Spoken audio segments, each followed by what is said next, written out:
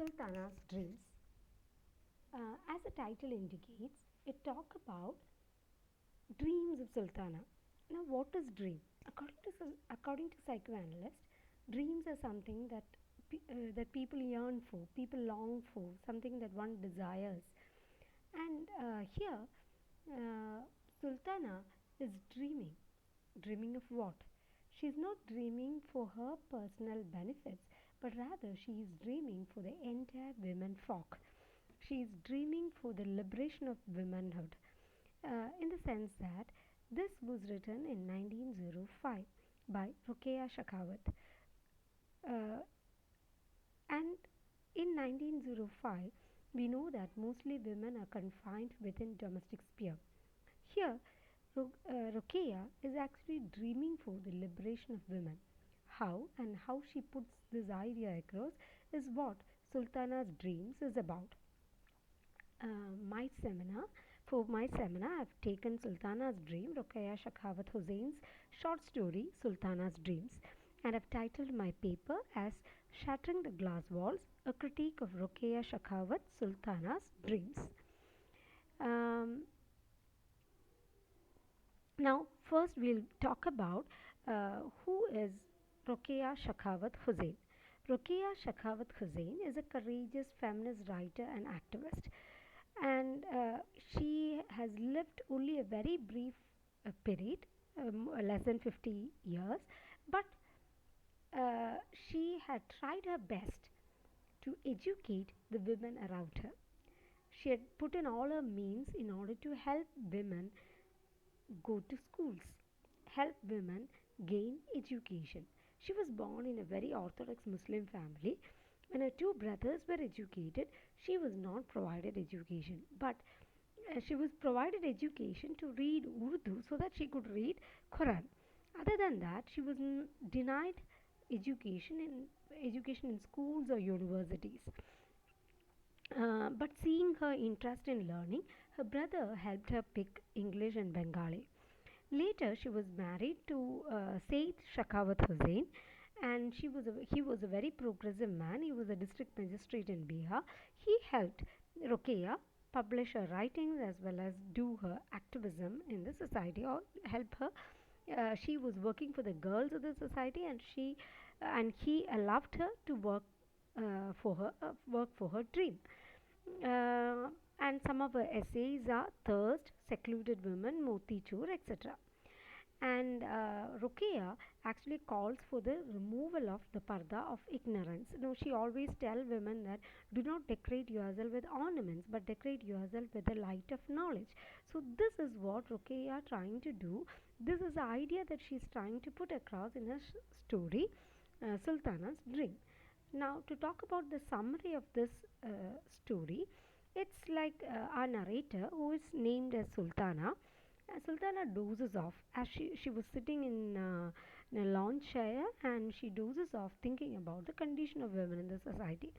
And immediately she is knocked to consciousness as Sister Sarah comes in. She's a stranger, but presents as a but as she talks, they develop a relationship, a friendly relationship, and Sister Sarah invites her to walk in the garden. And as they walk along, immediately Sultana becomes surprised because she is walking in the street amidst a crowd, and she is afraid that afraid to walk in the crowd in open, because being a woman, it's not usual for them to walk in the open and facing strangers. But as she turns around, she finds that there is no men, and even when she turns around to look, you find that she's shy and timid. And Sister Sarah tells her not to be shy and timid, and don't be mannish. This is the word that she uses. Don't be mannish. Mannish here indicates shy and timid, and Sultan doesn't understand what this is about, and she asks why Manish and what do you mean by that, and she also questions why is there no men around them, and Sister Sarah says that Men of their society is confined to Mardana. Mardana is similar to Zenana. Zenana is a place where women are confined, and here in that lady land, the land where Sister Zara takes Sultana to walk, Sultana for a walk, is the land named Lady Land. In that Lady Land, men are confined in the domestic sphere, and hence they are reclined to Mardana, and whereas the women move out, and and she also tells her the story as to why this is so, because um, it is said that men are wild, they're physically courageous, and they have this all kinds of like they are untamed in the sense that they exhibit all kinds of physical courage, and if they are showing such physical courage, just like lion or tiger, they need to be chained, because if they show wildness in open, they are the ones who have to be confined and not the women. The women should use their potential to come out and talk for themselves. And she brings in the metaphor of lion and elephant also. And now, sister, I mean, Sultana asked, how does how did the land convince men to to be in the Mardana? And for this, she reveals a story. What is that story? The story is that it's a flashback actually, and in that it happened that the neighbors from this lady land, the neighbors of this lady land actually sought refuge, and the queen granted them refuge. But the king of that neighboring country, the king of that country actually, the king of that country uh, denied it, and the king told the queen not to allow them the refuge, and if they allow them the refuge, then the country will go to war. The king accepted the challenge and sent the military forces headed by men to win the war, but unfortunately um, they could not win the war, and so the queen turned to the women of the society and told them that if the men cannot save them using their physical courage, now it's the turn of the women to save them using their brain power. And the university professor, one of the university professor, the principal of that university, accepted the challenge, and she said that she was working on a research that is using of sun heat as powerful weapon, and she'll use it on the enemy forces, but on condition that if she actually succeeds in winning the war, then men should be confined within Mardana. Okay, men should be doing the domestic spheres, and the women will go out to work. And the queen immediately grants it. And men, because they know that anyway the women is not going to succeed, they are going to win the defeat, they are going to gain the defeat.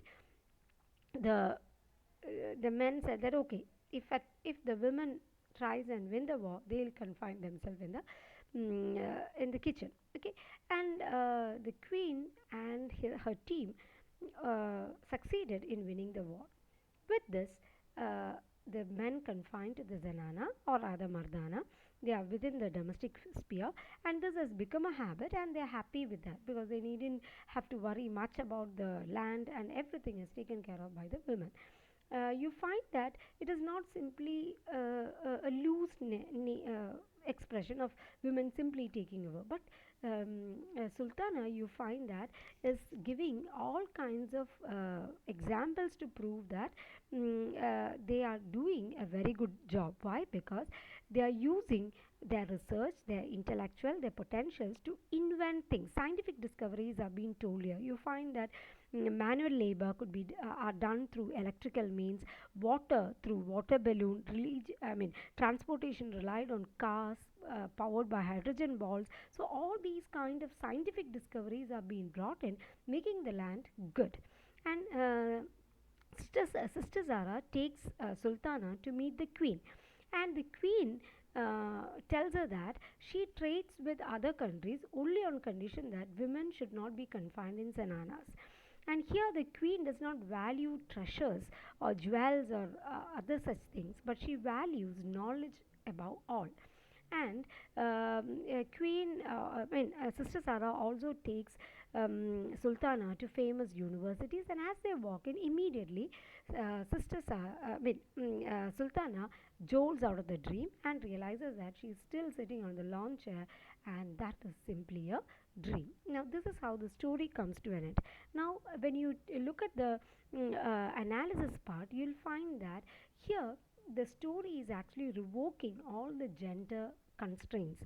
The gender norms are that women are to be within the domestic walls doing the simpler things. They needn't have to have the brain. You just confine to the kitchen roles. But here you find that the land they place, it's lady land, which indicates that it is not the men who has to rule the land, but rather the gender, reversal of the role. The queen is ruling the land. It is Sultana. That who is Sultana? The empress. So everywhere you find the feminist ideology being projected out, and reversing of the gender roles, where you find that women in social and political sphere, and whereas men sequestered to the domestic sphere. Men are equated to untamed animals, and their physical power need to be chained. Whereas women, the society criticize her for being nimbler, and she says that the cognitive strength of women should be used.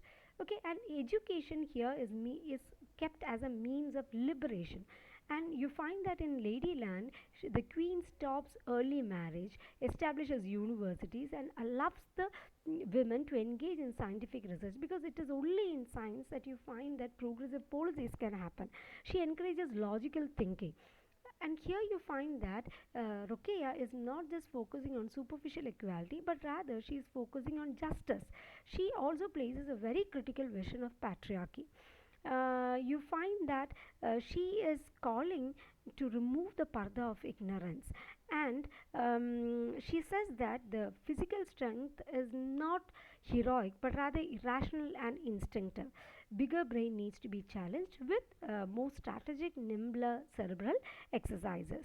You also find that women who is considered to be a source of growth and nature is not considered as weakness, but she says that that is the only way by which a healthy, sustainable world could be established. Religion is also being criticized here, and she's placing religion as something that has to be elevated to include more liberal values, and it should be based on trust rather than simply exercising them on the people. Now she says that she's criticizing gender stereotyping of men and women, and she sets a point that patriarchy could be overpowered with the power of intellect. And here the story, though it is an utopian kind of idea that has been set, but many of it are, as we know now, that it has been the solar power, energy, scientific research, and women coming out of the society. You find that the more the women are in the political sphere, you find that, or in the powerful position, there are changes happening. So the story can be concluded as a hopeful call for active change. Thank you.